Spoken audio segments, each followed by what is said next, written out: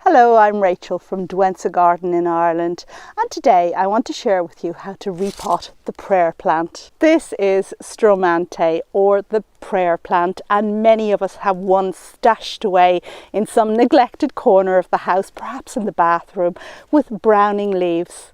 Well, today I'm going to show you how to give this plant a new lease of life with a little TLC. Most houseplants like to be repotted every 2 to 3 years in spring, and the prayer plant is no exception. Before starting your repot, give your plant a good watering a couple of hours beforehand. This will help reduce the likelihood of transplant shock. Now I'm removing my plant from its outer pot, and you can see how its roots have outgrown the space. Normally I prefer not to interfere with houseplant roots, but in this case I have no choice. I have to cut off these roots to get the plant out of the pot. Squeeze gently on the sides and out it comes. Time for a close inspection of those roots.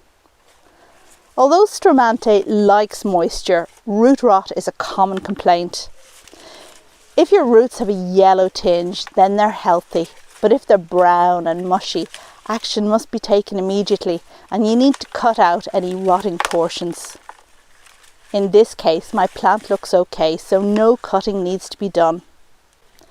A plastic pot is the best choice for a moisture-loving plant like Stromanthe, and I choose a pot just one size bigger. Don't be tempted to overpot your plant. That's the quickest way to rot it off. And I choose a plastic pot that's deep enough to accommodate long roots with plenty of drainage holes. For my potting mix, a light, well-drained soil is needed. I mix my potting compost with about 40% perlite. Perlite makes the soil fluffy, and this increases the water holding capacity and also air circulation. For moisture-loving plants like Stromanthe, perlite is the perfect choice for aerating your mix and helping combat the rotting effect of overwatering. Now I place a little of the mix at the bottom of the new pot and position my plant on top. I backfill the sides of the plant with the potting mix and periodically bang the pot on the table surface to allow the compost to fill the air pockets between the roots and the soil. The final step is to tidy up the plant by snipping off any brown leaves and to water it well.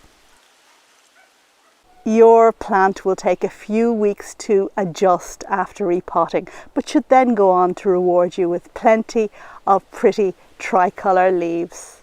Happy growing!